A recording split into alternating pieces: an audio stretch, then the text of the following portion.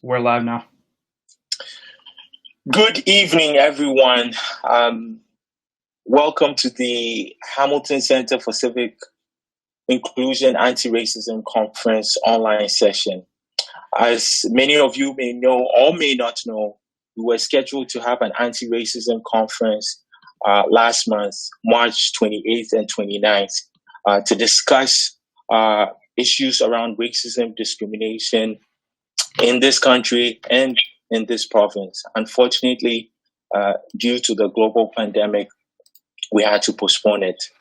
The global pandemic has brought to the fore of some of the issues that were going to be discussed at that conference.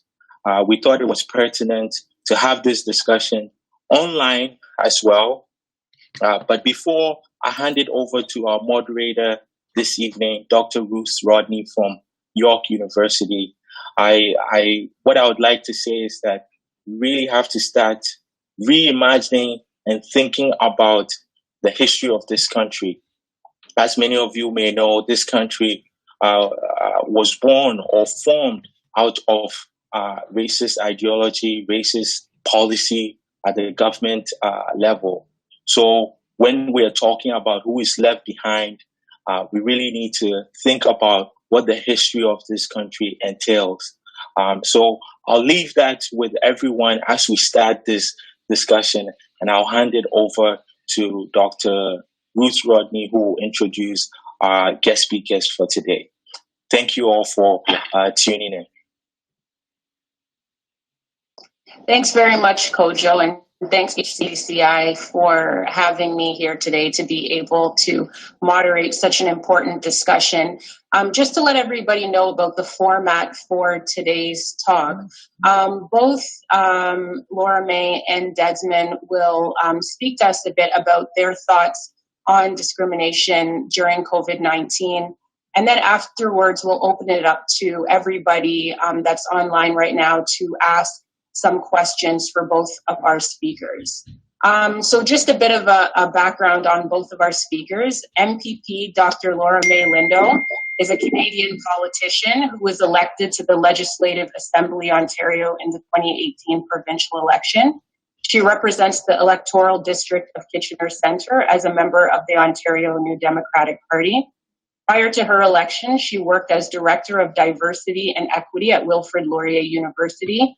She holds a PhD in education from York University and is the niece of former Ontario MPP and Speaker Alvin Curling. Dr. Lindo currently serves as a member of the Standing Committee on Regulations and Private Bills and as a critic for Citizenship and Immigration Services and a critic for anti-racism.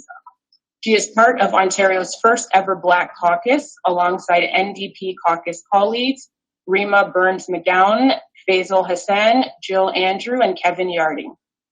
Mr. Desmond Cold is an activist and freelance journalist in Toronto. His work also appears in the Toronto Star, Toronto Life, Walrus, Vice, Now Magazine, Torontoist, and Ethnic Isle. Desmond recently finished a book tour for his first book titled The Skin We're In, A Year of Black Resistance to Power. Here's the book, so if you haven't got it, make sure you pick it up. And this really documents the experiences of Black Canadians. Desmond has been documenting social justice in Toronto and has written extensively about the Black experience in this city. His work with the Black Lives Matter movement, and more recently, his successful effort to remove the Toronto police presence from Toronto District School Board schools, have pushed his voice to the forefront.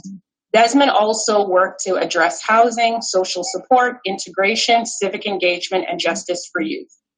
So again, I know you all cannot hear the applause that I'm sure is going on online, but I welcome both of our speakers once again. And I'm going to pass it on to Dr. Laura May. Thank you so much. So I had a whole plan of what was going to happen, and now I've thrown it all out because we're going to just do some real talk. And before I can do that, though, I have to acknowledge the land that I'm sitting on. So I've joined you from my home in Kitchener Center. This land has been held down, cared for, stewarded, and loved by the Haudenosaunee, the Anishinaabe, and the Neutral people. And as they were saying in the introduction, when I was working at Laurier, I had the privilege of working very closely with the Senior Advisor of Indigenous Initiatives, Jean Becker, who's also an elder in the community. And she had always taught me that the land acknowledgement is the first step, but the most important work is actually connecting the land acknowledgement with the conversation you're about to have. And so with that being the case, as we're coming together to speak about racism and discrimination in the time of COVID-19 and our current pandemic, I cannot help but make the connection that I think all of us that are having this discussion are pretty acutely aware of. The history of racism on this land is nothing new. Like nothing has actually changed when it comes to the experiences that many Black, Brown, Indigenous folks have, or the worries or concerns that we have because of this pandemic. What has changed is that now the whole lot of us, every single person, is now going to be held accountable for what happens next. So we spend a lot of time as Canadians saying that racism was in the past, trying to pretend as though the policies, practices, even just the whole structure of governance that has been created and is being perpetuated in the way that it is being perpetuated. Like, are you watching it right now? The only two ways that all neutral and perfect, and we've grown and learned from our actual history. Does that work? And I would argue that we haven't, and that here we are now in crisis mode. And this is the time where a lot of the advocacy that Black, Brown, and Indigenous folks have been working towards, the change that they've been working towards, matters the most. And we're being told that nobody wants to collect race-based data, and nobody wants to see that there's inequities in healthcare, and nobody wants to pay attention to the impact that the emergency orders are going to have on Black, Brown, and Indigenous communities across the province and across the country. And as a member of provincial parliament, I would be remiss if I sat here and said that things are good because I'm Black and I'm sitting in the Legislative Assembly, or I have a critic portfolio on anti-racism, or I'm the chair of the Black Caucus. I can tell you that being Black in that space is sometimes a disconcerting experience, because when I go into that space, I know that I am also held accountable to the lack of attention on addressing racism in a real systemic way. And now, during this crisis, during real discussions about what our management plan is going to be to address all of the impact of COVID-19, whether it's in long-term care facilities, the impact on education, the impact on our mobility and our movement and freedom of movement, whether it's the jobs that we have, who's on the front lines. If we don't start talking seriously and taking seriously the existence of racism now during this crisis, then absolutely nothing will change. And every single one of us as community members need to understand that we are accountable to that. We are the ones who are choosing that direction for this province and for this country. So I take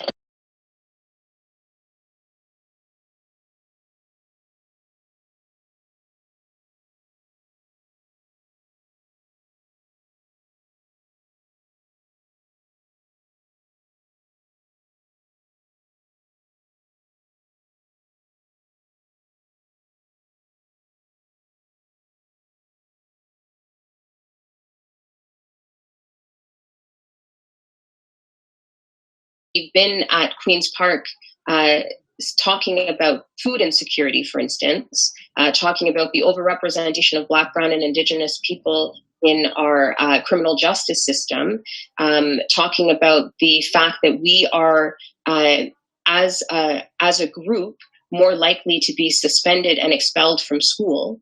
talking about the fact that we can be in jobs that require great skill, and yet we are always underpaid in those roles. And we were talking about that before COVID.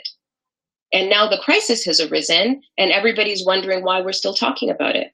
Well, we're talking about it because all of the changes to education, moving things into this digital space, this portal, but not paying attention to our overrepresentation in the working poor, among the working poor, or in low-income neighborhoods, our lack of access to technology because we were relying on the Band-Aid of being able to go to a community center or a library to access the internet to do schoolwork. And now those places are closed. What's going to happen to us in education? Well, we're going to be further back. And don't get me started on talking about the amount of times that we've argued for the realities of the lack of attention, care, and support for Indigenous communities across this province and across this country. If prior to this, we'd been arguing about the need for everyone to have access to clean drinking water, during the crisis, when the first way to address it is to wash your hands all the time, how are people supposed to do that? And then why are you mad? Like literally, why are you mad when we say, and this is what racism looks like? Because for me, all that has happened in this crisis is that we have uncovered the underbelly of a society that we tried really hard until 2020 to pretend was equal and loving and caring of all people, no matter what you look like or the color of your skin. So right now, when it comes to the kinds of things that we have been fighting for, or that I know the official opposition is fighting for, from my vantage point here, we've been spending a lot of time asking for the collection of race-based data in the management of the pandemic.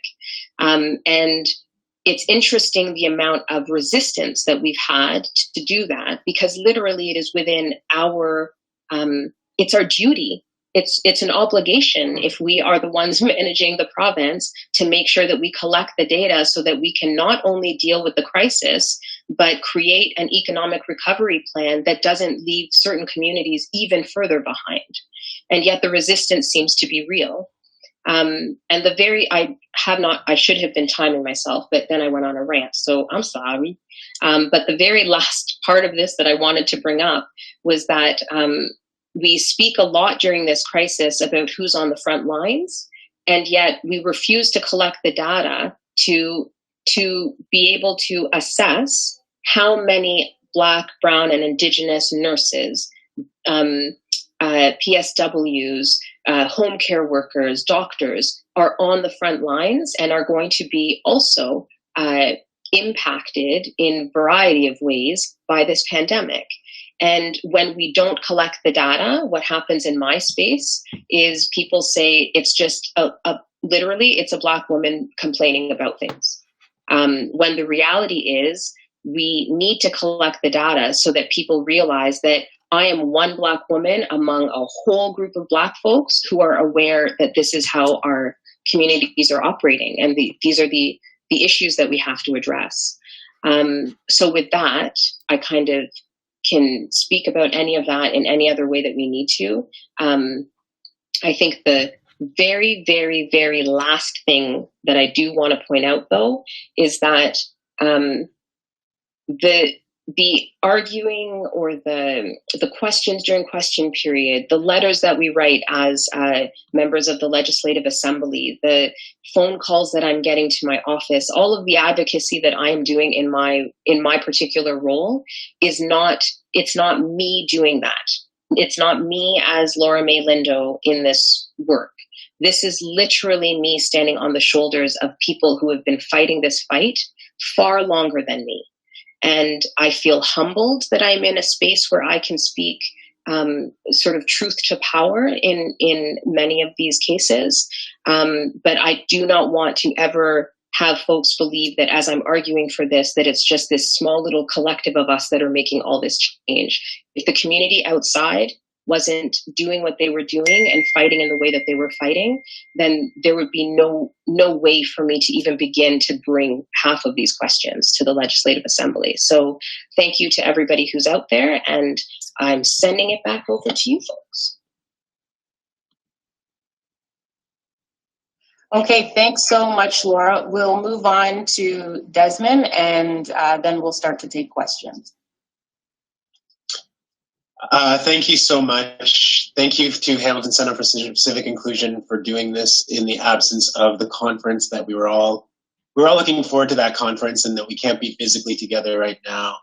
I want to send a greeting to everybody who's watching, but I want to also send love to those who are in places where they can't hear us this evening because they may be in a hospital room somewhere recovering, hopefully recovering, because they may be behind the bars of a jail cell in an institution this evening, that may be in a shelter this evening. All the people who we tend to forget in general in a lot of our conversations. I'm sending love and support to you this evening as we get started. And I want to start where Laura May started also. It's a privilege to be speaking in the same conversation with you, Laura May. And you started with talking about the collection of statistics, which is something that we've heard about so much. And I don't want to repeat what you said because I totally agree with what you've said in the imperative of wanting to collect these statistics. But I want to say to people also to ask us to use our common sense.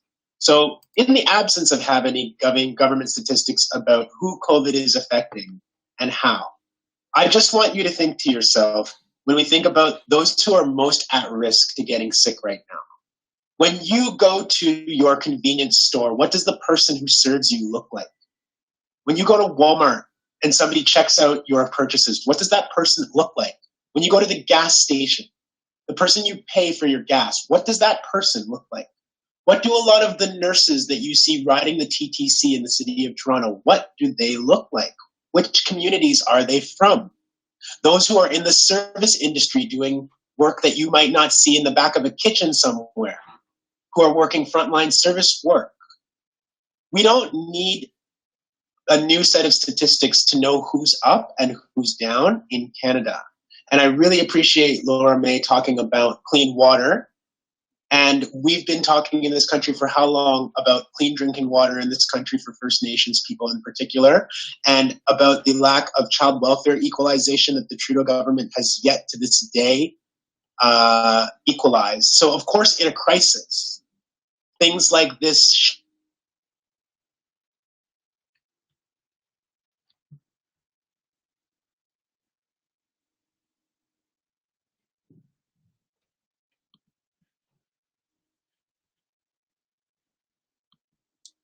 Sorry, Desmond, you cut out.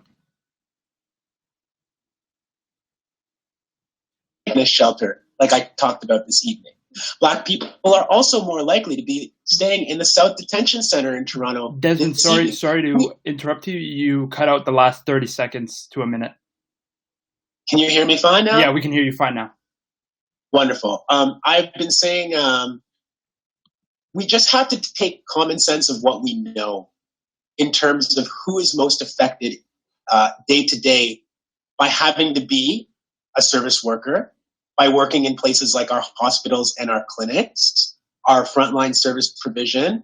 Black people are doing a lot of the work that is now suddenly declared to be essential, but they haven't been being treated like essential workers. We haven't been treated like essential workers. And just furthering this point on statistics for just a second, I want to quote from my book. And here I'm talking about Black immigration and employment. And this is according to a study by Dr. Grace Edward Galabuzzi and Sheila Block, Canada's color-coded labor market. Their 2011 study showed that on average, for every dollar a white man earned in Canada, a Black man earned 69 cents, and a Black woman earned 63 cents. 59 cents, excuse me. Black men, 59 cents on the dollar for white men. Black women, 56 cents on the dollar for white women.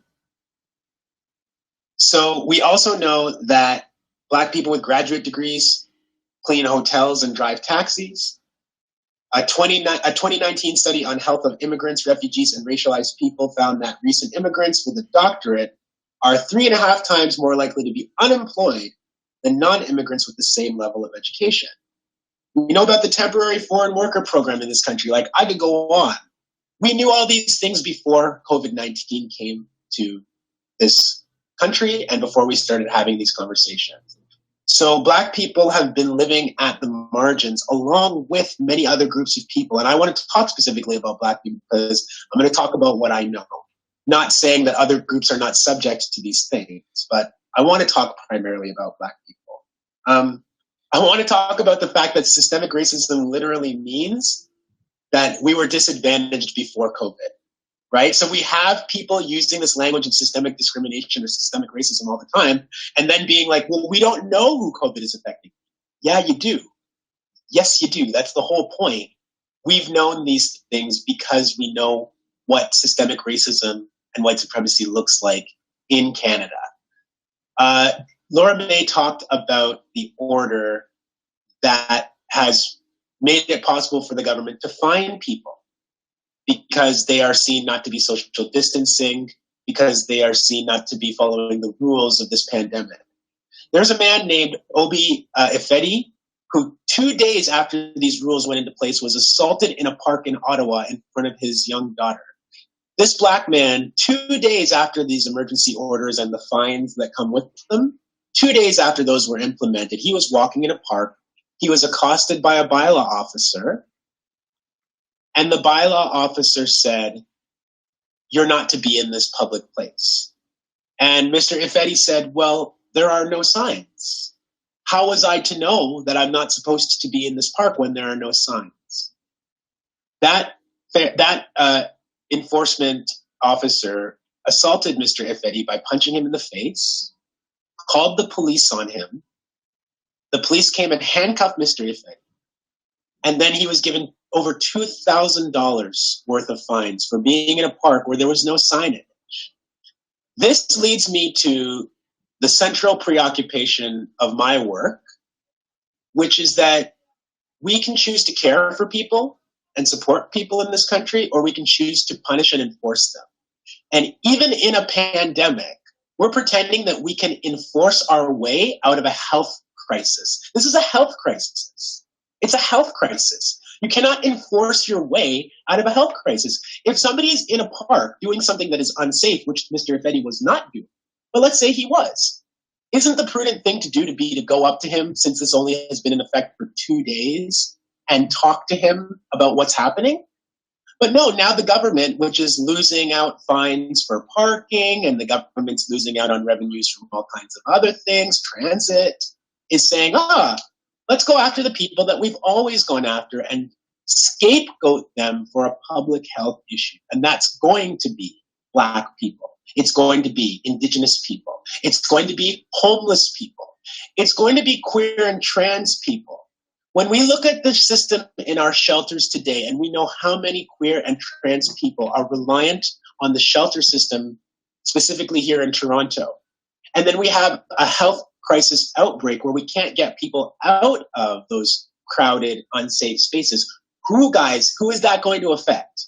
Yeah, I know we don't have the government official statistics, but are we pretending like we don't know who is going to be impacted by these things? We do.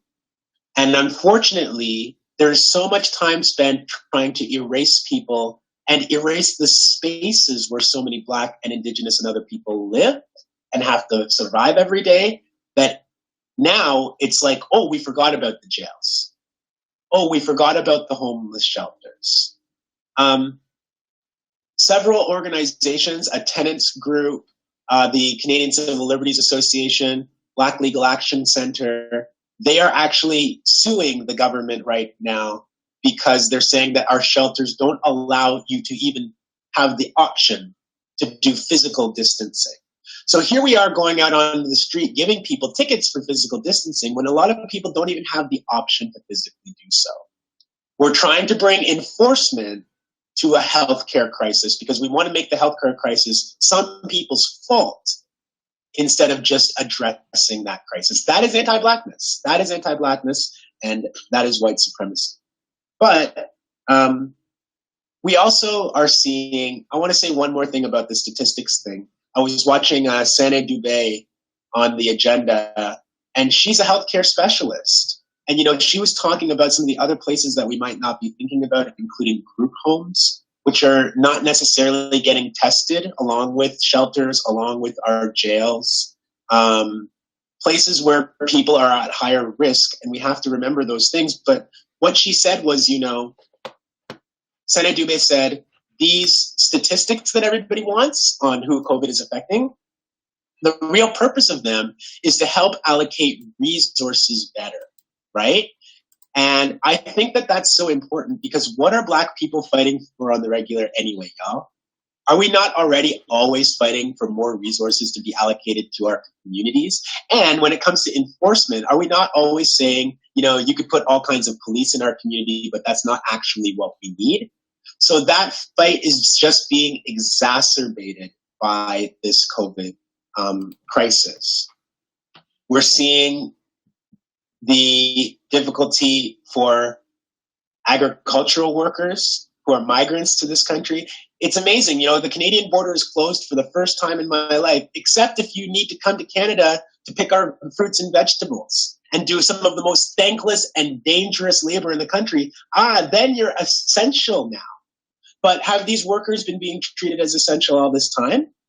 Have migrant farm workers had sufficient housing and sufficient healthcare access? No. So during a crisis, these are the kinds of things that become more and more dire and serious. And I just think that, yeah, there's a hierarchy all the time in our society. But it just becomes way more obvious who's important and who's so-called essential right now.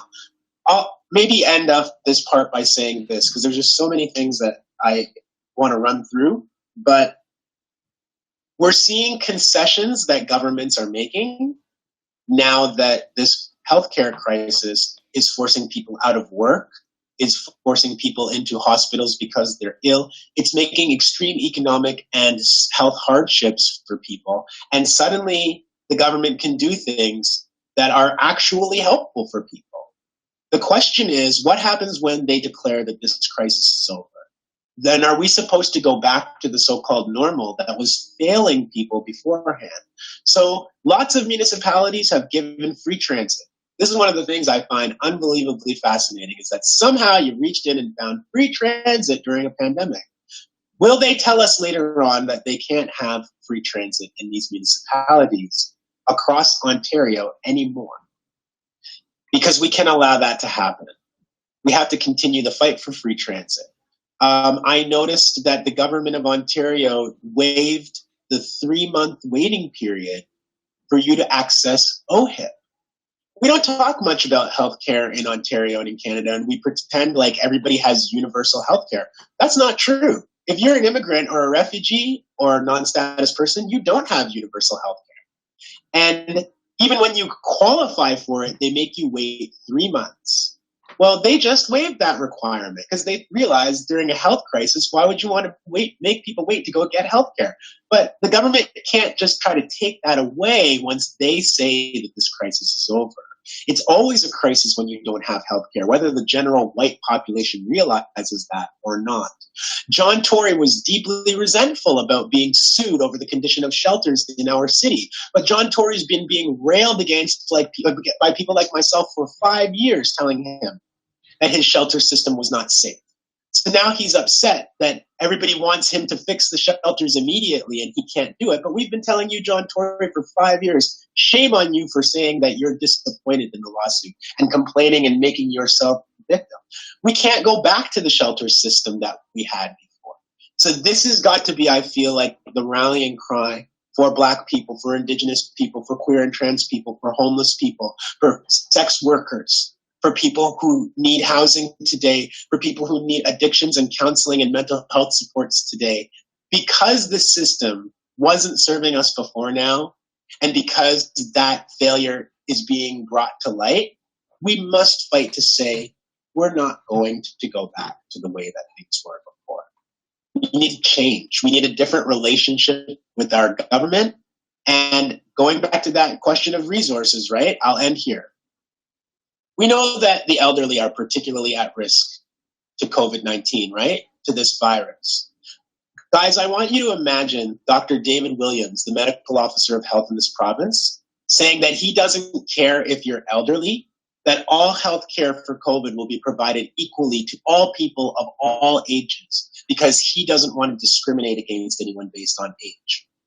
That would be pretty dangerous and ridiculous now, wouldn't it? But this is precisely what Dr. David Williams said about collecting racial statistics. He said that if you collect racial statistics, then you threaten to treat some people differently than others. And we don't want to do that in a pandemic. We want to treat everyone the same. Well, to the extent that white seniors in this province who are in these long-term care facilities are the ones being disproportionately hurt, it would be extremely callous not to want to know that and not to want to redirect our resources towards those long-term facilities. And it is equally callous and racist of Dr. David Williams to say we don't need race-based statistics in a situation like this. I can't believe that we're still in 101 here, that we're still on first base, that we're still acting so brand new about things that we should know in this country, to have the ability to just basically care for people. But that's where we are, and that's why the struggle continues. So thank you very, very much.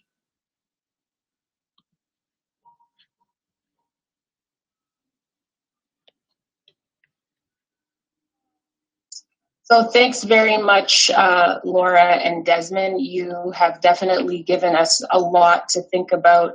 Laura, thank you so much for really reminding us to connect what's happening now during this crisis to longstanding systemic issues, and to acknowledge that this has been an ongoing history of racism that we are experiencing within the country.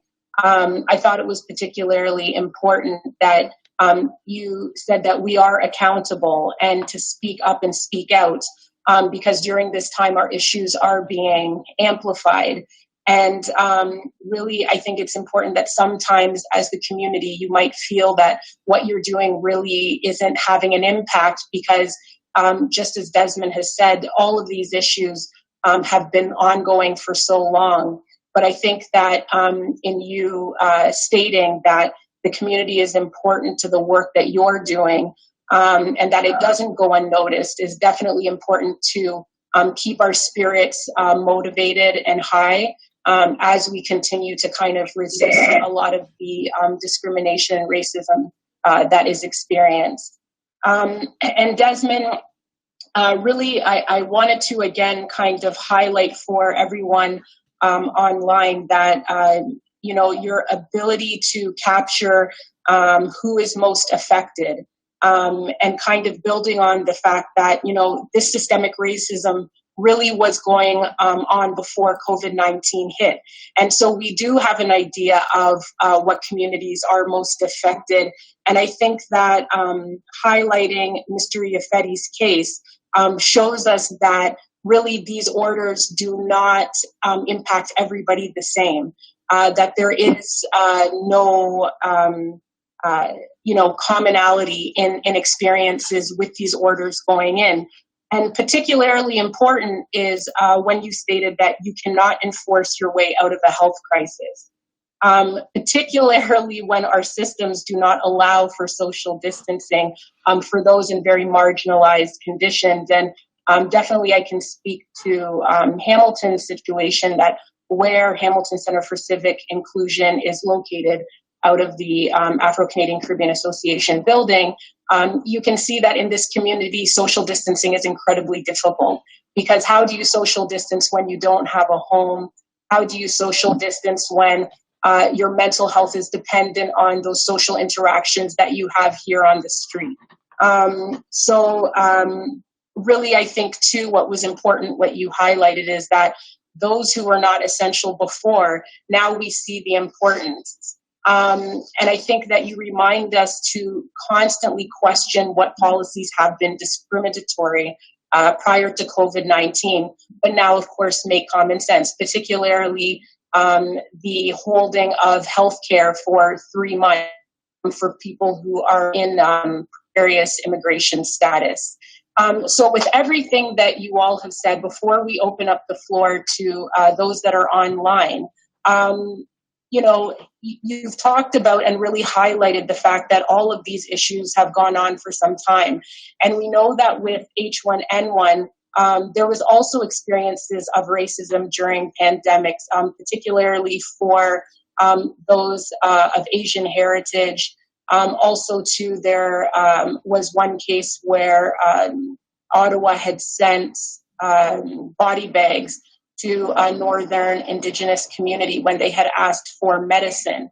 So given both of your vantage points, how do we move from constantly being reactionary to preventing experiences of racism and discrimination during pandemics, particularly because we know that the next 12 to 18 months will be critical as we're facing a potential second wave of COVID-19.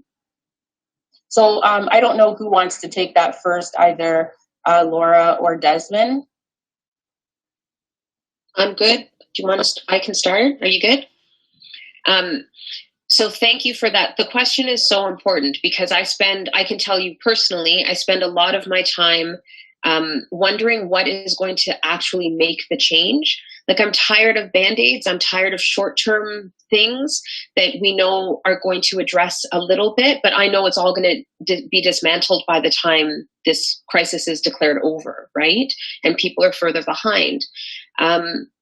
I think my long way around this from the work that I do is that we have to recognize that there actually are pieces of legislation and policies in place that are supposed to address this stuff. So even the things that we're asking for aren't things that don't exist. So a couple examples, like this call for race-based data collection or disaggregated demographic data, whether it's when you go to a hospital or when you're accessing a service, whatever it is during the crisis. Health equity is actually a foundational standard for the Ontario public health.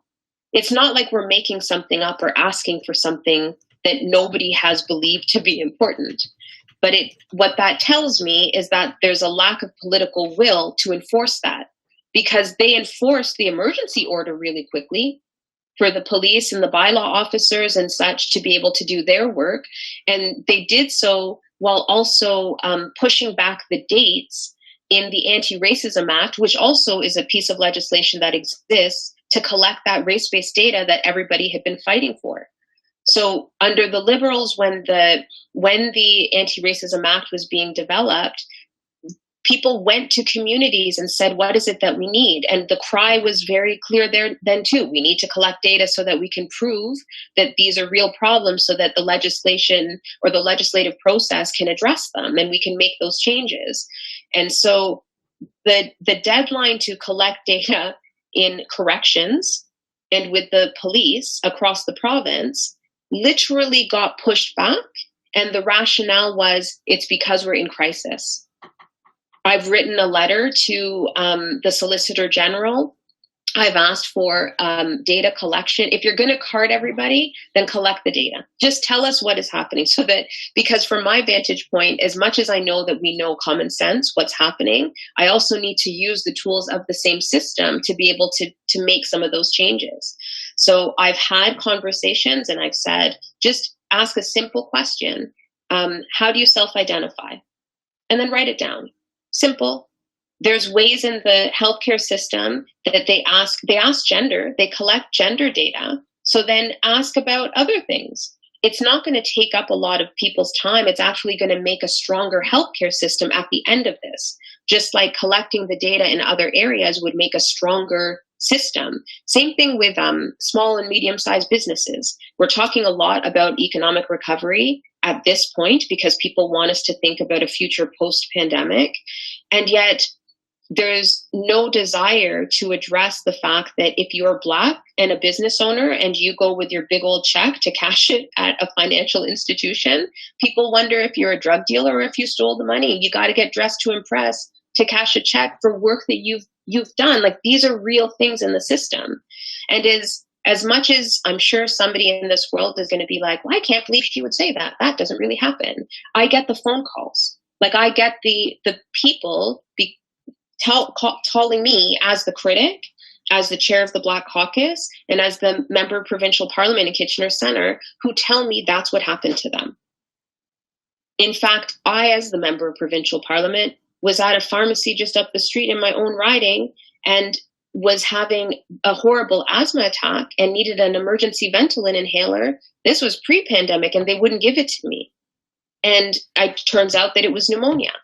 And had I not been able to, by the grace of all things in this universe, to make it through the night, me with all my privilege wasn't going to be able to get the inhaler that she needed. So now, in the middle of the pandemic, we're going to push back dates to collect data that community has fought for. And we're going to do things like, we have a crisis. We had this crisis before. We didn't have enough doctors and nurses, and people were laying off nurses, all this stuff. So then we're going to put a call out to internationally trained doctors. And what are we going to offer them to put their life on the line? A 30-day temporary permit to put your life on the line. You're going to get a 30-day temporary license. That license is not going to go towards the long-term getting a permanent license to practice. So you're good enough for the pandemic, but post-pandemic, what, you lost all your skills? In fact, during a crisis, you would have gained even more skills because you would have that experience. And in fact, if you are a practicing physician who was practicing during SARS, we look at that expertise and we believe that your experience of having gone through SARS is something that we should be listening to now. So why are our internationally trained doctors that are here not provided with that support? I've had phone calls from people who are health practitioners, international, that are asking, so I should leave my taxi business or because you gotta eat. And so a lot of people couldn't do the job they were here to do. And I have to leave that to work temporarily on the front lines, potentially make it, because we know that there's issues and it's a real decision. Health crisis is in the midst, and then go back to driving the cab. Like that, I'm supposed to do that as a sign of what? And the very last thought I had, and it's coming from some of what Desmond was saying, one of the things I found out again from my particular role is that when essential services were being declared, federally settlement agencies were considered essential. So they still have to operate because we need particular workers to come. This is my understanding. But on the provincial level, those same agencies were not considered essential. And so they're not getting the support that they need, the PPE that they need to ensure that people are okay. They're not getting the additional staffing or funding or support that they would need to make sure that these settlement agencies are able to function. And yet they're essential because there's a Canadian somewhere who needs to get something, right? So when I take all of that, I think one of the ways for us to make sure that we're fighting for sustainable change is to literally talk about the policies that are already in place. We actually don't need very much new policies. We need political will to actually use them, right? And then that lens to make sure that as we manage this pandemic, that we're not, some would say inadvertently, some would argue that we're doing it purposefully because history has taught us that these certain laws are going to hurt certain people more than others. But we do have to have that lens to make sure that what we bring in during crisis is not going to, in fact, hurt certain people, and that somebody's held accountable for that. That's my rant. That's where I'm at. Thanks so much, Irving. Go ahead, Desmond. Yeah, let me pick up on it because I just really appreciate everything that you've just brought into this conversation, Laura May. I was having a conversation with my friend Adil Abdullahi, and she was talking about exactly this issue of foreign credentials and how suddenly credentials that our family members, our parents, our uncles and aunts, our cousins and our neighbors and friends who come from other countries, suddenly credentials that were never good enough for this country are good enough to put yourself in harm's way. But then, yes, what happens afterwards? So we can celebrate and say 5 credentials were recognized, but we can't allow us to go back to a place, because this is about competition for resources, y'all. It's always about that. So if our family members and friends and members of our racial groups, cultural groups, if they can keep being forced to drive the cab, that makes more jobs for Canadian-born white folks. That's the reason why these kinds of credentials are in place. And that's the exact same reason why it's like foreign-born credentials. But if you're from the United Kingdom and you're white, well, we maybe can make an exception there, right? So we have to fight not to slide backwards into a place where those credentials are somehow magically, again, not good enough. When it comes to things like essential workers, so-called essential workers, I want to say that just because somebody is called an essential worker does not mean that they are valued as a worker. Essential worker does not equal valued worker. So now Doug Ford, in his infinite wisdom, says that some frontline workers should get a raise. But one of the first things that Doug Ford did when he became premier of this province was cancel the minimum wage increase that was already scheduled by the previous government. Doug Ford gets zero credit for thinking now that some workers are so-called essential. But again, are they only essential while there's a global pandemic, and then we'll go back to being unessential and not valued when this pandemic is deemed to be over? We actually can't afford to lose some of the perspective that's being gained because we're in a crisis right now. I mean, another thing that I want to say as far as the shelter situation, where people can't be social distancing in a shelter, the jail situation, where people can't be social distancing. These jails that we're talking about, like the Toronto South Detention Centre, they're remand facilities. These are facilities for people who have not been convicted of any crime, who have been accused of a crime, and who are being held on that basis. This is a practice that in normal times, so many of us have been arguing that this is an inhumane and unnecessary, wasteful, harmful, expensive practice. Mm-hmm. But it just becomes more obvious right now. So some people are being let out of remand because the government's like, you know what, you were never really dangerous, which really makes you wonder what the point of a remand jail system is if the government during a crisis can just say you didn't actually really need to be there. But we can't go back to a situation when they deem that COVID is so-called over, to throwing people back into jail while they're awaiting trial. This is not the way that we can continue to do things in this country. The reason why I focus so much on the enforcement piece and people getting $750 and $1,000 fines is because if you don't have a lot of money, you can lose your house or your apartment over $1,000, over $750.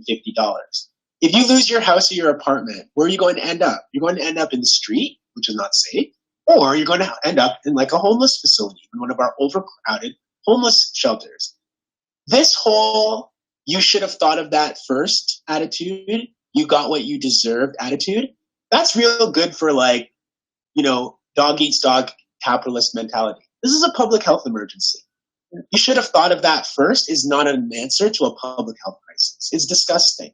And you notice that the Ford Nation protesters who want the government to reopen despite the fact that it's not safe, they were on the lawn of Queen's Park a couple of days ago, and you notice how there was no police officers out there handing them $1,000 tickets to debilitate their families. So this enforcement is only really for some of us and not for others. And the gains that we're making for people who have always been essential are now temporary, but we can't allow that to happen. We have to expand those gains. It's just amazing to me that we live in a country where people are being flown in from Jamaica and from Mexico and other parts of the Caribbean to keep growing our food during a pandemic, but we're not guaranteeing them safe living conditions. We're not guaranteeing them safe working conditions. And they're already in communities in Southern Ontario where they are hugely stigmatized by the police and other members of their community while they work to grow the food we eat. Something has to change in this province.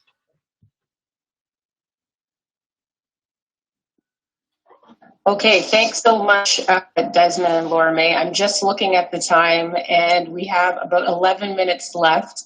And we do have a few questions coming from Facebook, so I'm going to jump to those as opposed to asking my second question.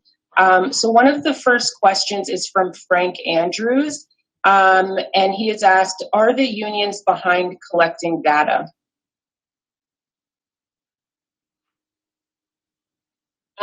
I can tell you that the union folks that I have spoken to are behind collecting it because, and part of it is that the unions have often had to,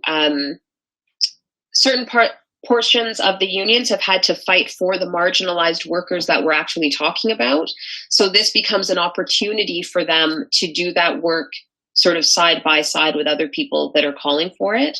But I would say that the biggest call for race-based data collection has actually come from community because they're struggling to figure out how they're going to navigate all of these emergency orders. And it's really hard to find, as much as the government says that it's easy to figure out what they're doing and they're transparently providing us with info, it is very difficult to figure out what is an emergency order that's been legislated, which could mean an ongoing post-pandemic thing, and what exactly is being asked. So for instance, even with the emergency order around expanding the power for law enforcement across the province, apparently some law enforcement or some police services can have decided they'll hold the data for 6 months post-pandemic, and others might decide differently, and we don't know what has actually been what the Solicitor General in putting through that order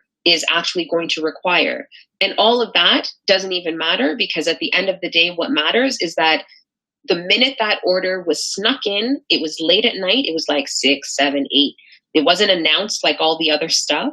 The minute that got found out, my office was inundated with calls from people from all over the place asking me to please stand up and fight so that Black, Brown, and Indigenous people do not become the face of the problem in the pandemic, which goes right back to what Desmond was talking about earlier. Desmond, did you want to jump in on that, or should I move to the next question? I'll just say really, really briefly that the Waterloo Police Department took it upon themselves to pass a rule saying that they have access now to health databases, medical information about whether or not you have tested positive for COVID-19. The Waterloo Police say that they have to do that to keep their police officers safe from approaching you. I don't actually think that police should have the right to access my health records, and I think that that's so basic. I actually wrote to the Privacy Commission today to ask what they think about this, so we're going to find out. Please oh yeah, I'm going to update everybody on that one. Okay. But no, I don't. I think that this is the downside of the so-called data collection conversation, is that data can be used in very horrible and malicious ways also.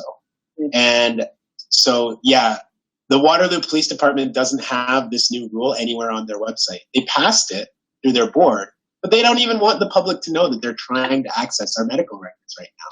So there are good kinds of healthcare collection, data collection, and statistic keeping, and then there's the bad kind. Okay, we have so many more questions coming in, and I had a question to follow up on that, but I'm going to stick to asking from some of our viewers online. So Lori Campbell says, I have a concern about the opening of provinces. COVID-19 hasn't hit many isolated Indigenous communities. So when they start opening things up and it then goes to the north, can we count on the province to send the health services to prepare and care that we will need? I shouldn't laugh. I know, I see you laugh.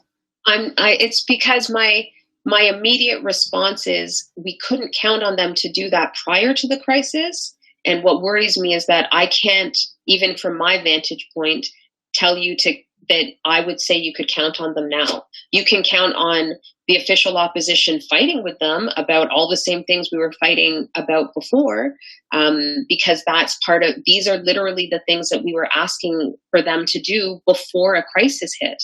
And part of why we were asking was because we kept saying we're not crisis ready in certain places.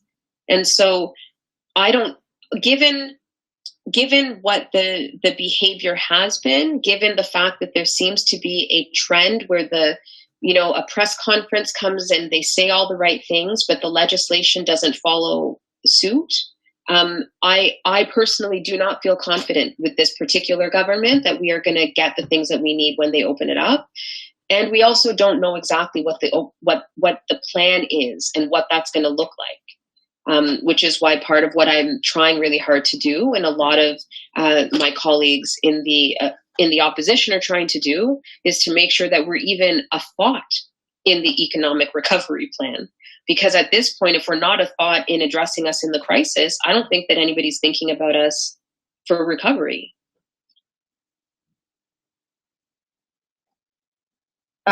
Desmond, or would you like I'll to? leave it there, yeah. Okay, yeah, we have actually quite a few more questions, and I'm seeing that our time is winding down. Megan Hollard asks, hearing reports out of areas, for example, Montreal North, with higher levels of COVID-19, yet no testing centers. Where are testing centers being set up? Is Ontario pushing for more testing centers in areas with more racialized folks? I feel like I'm blah, blah, blah. Desmond, do you want to chat about that? Do you know? I don't know. I certainly don't. If the province is refusing to collect race-based statistics, why would they? This is my whole point. Why would they give us more resources when they don't want to acknowledge that we're different and might have different needs? This is exactly the problem. So we don't just have a problem of they won't collect the stats. We have a bigger problem, which is that even when the stats tell them that we're being harmed, they don't care. They don't want to listen. This is why organizing is necessary. And I'll say to this problem also, we have to be careful what we ask for. Because what I've been seeing in communities, for example, in Nova Scotia with high Black populations, is that when they start to realize that they have COVID cases, people in the community who are well-intentioned and want to help start volunteering. And the government says, yes, great, please volunteer your skills to go into this community in a dangerous situation and help people. Those shouldn't be volunteer jobs. So if there are needs for higher testing in our communities, then people in our communities need to be hired and trained how to do that work properly and safely before they go out and put themselves and others at risk. This is a time of great need, and there's no reason for the government to hold back on resources to employ people, especially given the economic circumstances. So yeah, there should be higher testing in our communities, but somebody has to pay to do it and to have it done so people are trained to do it safe. Yeah. Okay, so I guess kind of going along those lines, AK Sharma says, can you ask if anyone has thoughts around organizing essential workers, since so many marginalized folks are being compelled to work jobs and have little power or choice in saying no? I think, at least from my vantage point, I'll be real brief.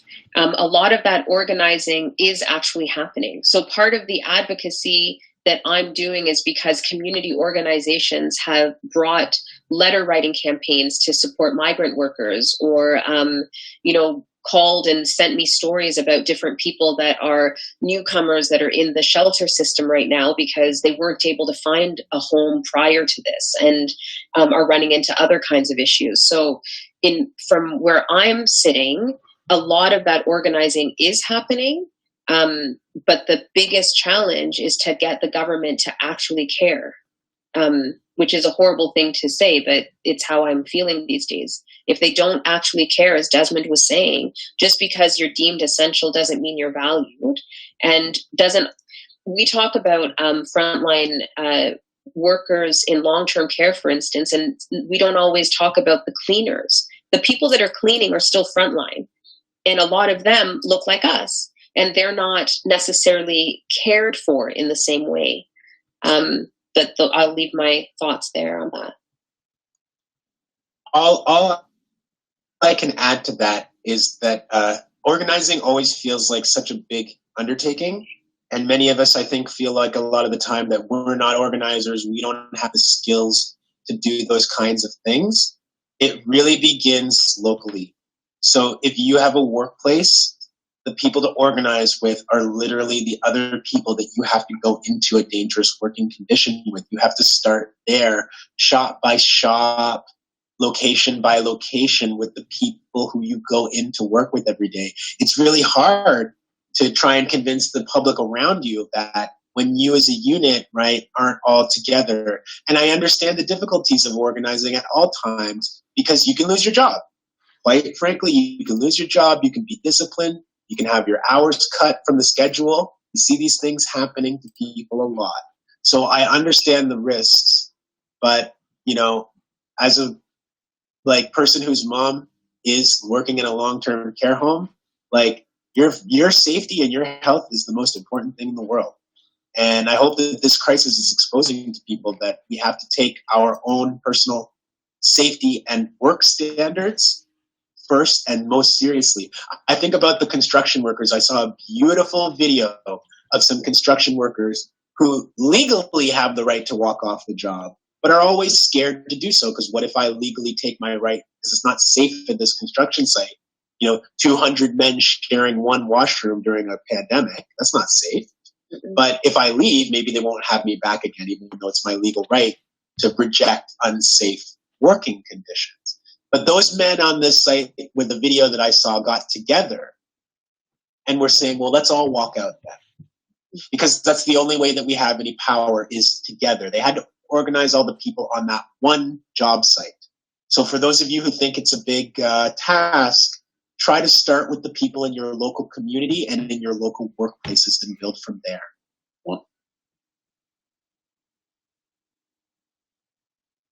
Okay, thanks, Desmond. I know that we are right at 7 o'clock. I'm going to wrap it up with one more question. Allison Fuhrwerker stated, interesting that Asians aren't mentioned in any of this. I'm not sure what it means that we aren't. So I know, Desmond, you had kind of spoke about your vantage point, and I had made some reference also what had gone on during H1N1, but wondering if both of you would like to speak to that, and then I'll pass it back on to Kojo. Yeah, I can start very quickly. I've actually been, as the critic for anti-racism, I have been speaking out a lot about the rise of anti-Asian sentiment. There was actually a report, I think I read it earlier yesterday morning, about 1 in 5 Canadians are afraid to sit on a bus if they're somebody who's Asian that's not wearing a mask. And I remember tweeting out, it was like 6 a.m, saying alternative headline is 1 in 5 Canadians is perpetuating racism. Because we in Canada like to change we're careful with our language. We don't want to talk about that. I know that I am getting more and more calls now about as the pandemic continues, more and more folks who look like they're Asian, and I'm saying that very particularly because there are examples of Indigenous people that look Chinese, and as a consequence, they are receiving anti-Chinese hate. So it's a very fascinating phenomenon that we are experiencing, and those complaints are coming to me. We are trying to work with community organizations to address this. In some of the stakeholder conversations that I've had with some folks that are in the healthcare system, the ask from a lot of communities, though, is to not fall into the trap of just perpetuating this idea that we just have to be nicer to each other. They want us to actually address the systemic issues that are causing some of the rise of racism. And they are experiencing similar things in all of the settings. So for instance, Chinese long-term care facilities are experiencing a lot of the same things as long-term care facilities for other folks in the province. But their biggest issue is that they already, because they were trying to provide culturally responsive care to elders in their community, have an 8-year waiting list to get onto that. So now imagine what's happening when they're watching everything, wreak havoc in long-term care. So that's kind of my 2 cents about that. I would add that I certainly can't speak to that particular issue from personal experience, but I believe in solidarity. I strongly believe in racial solidarity. So I speak to my experiences as a Black person because that's what I face every day, and that's what I hear from Black people in my family, in my life, and in my community. I will say this, though, and this might feel not exactly the response to the question that the person may have thought was coming. But if I'm expected as a Black person to stand up and defend Asian people against racism and discrimination during this pandemic, which I absolutely do, and I absolutely will as a Black person, I have to ask where those organizations and individuals are for us on the reg, on the daily, on a regular basis. That might not seem like a nice thing to say, but I'm sorry. We're out here fighting this battle against anti-Blackness all the time. And I can't speak to somebody else's experience. I support people who want to speak to their experiences, and I amplify those. But it's asking maybe of us as Black people a little too much to say, why aren't you speaking about this other racial group? I'm trying to fight for my life. I'm trying to fight for the life of my family and my community. And I'm in solidarity with other groups, racial groups, who are experiencing discrimination as well. But, I can only speak best to my own experiences and ask people to join in solidarity, because the fight for racial justice is an inclusive fight. The fight for Black liberation means that everybody gets free. I'm fighting on my own accord as a Black person because that's what I know how to do. Okay, thanks, Desmond. Any final thoughts from Laura May or Desmond? Kojo? My only final thought is how grateful I am to all of you for creating a space for us to have these conversations and to be honest about where we are at.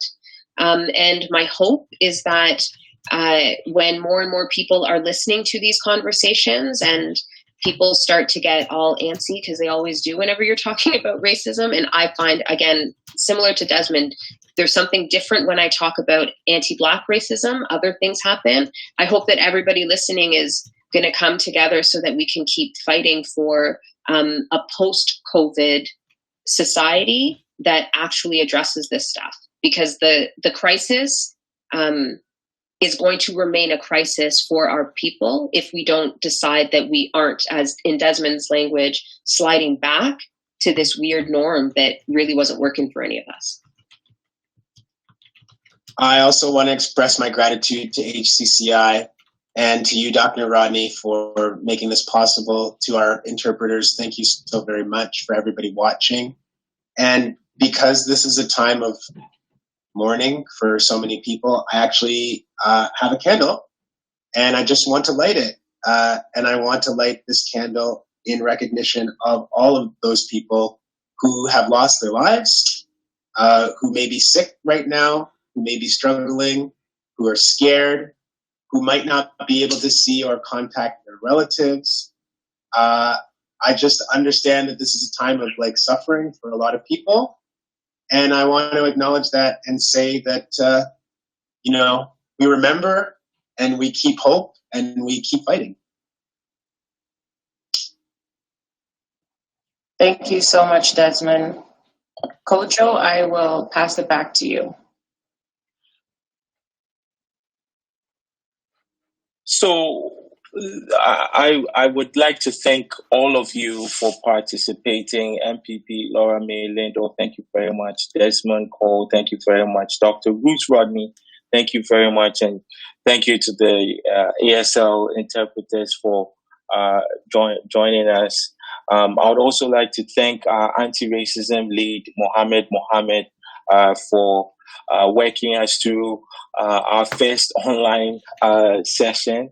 I would also like to thank Rohit Prasad, the social work student from McMaster, who has also been helping out with the conference, as well the HCCI staff that has been supporting all the work that we've put into the conference: Sarah Jama, Rose Tenet, Thompson DeCamo, and Lucy. So thank you to everyone that supported the conference. Our next session will be on May the 13th. Once our guest speakers are slotted in, we'll let everyone know. And before I say the last goodbyes, I would just like to thank the Canadian Heritage for providing us with the funding to have this conversation, to have this conference.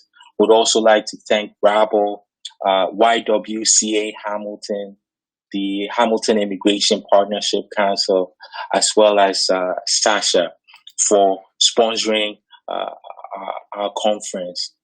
And also, it's a challenging time, but we have faced challenging experiences, challenging things.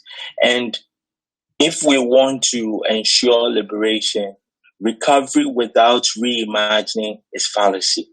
Sure. And this work, this community work, getting together with people to address all forms of oppression takes time, takes building relationships, takes listening, takes working. So as Desmond ended off, let's keep remembering where we came from, where we are, and where we want to go to. Let's keep that hope and let's keep fighting. And for all of you that joined us and those that are going to watch this later, HCCI is always looking for support, whether you want to come in and volunteer. And if you want to support with some financial resources, we'll happily take that. You can go to paypal.me/Hamilton Civic. So thank you very much. And let's be in solidarity with each other and let's support each other's struggle, because injustice anywhere is a threat to justice everywhere. So thank you, everyone, and good night. Thank you, Kojo. Thank you.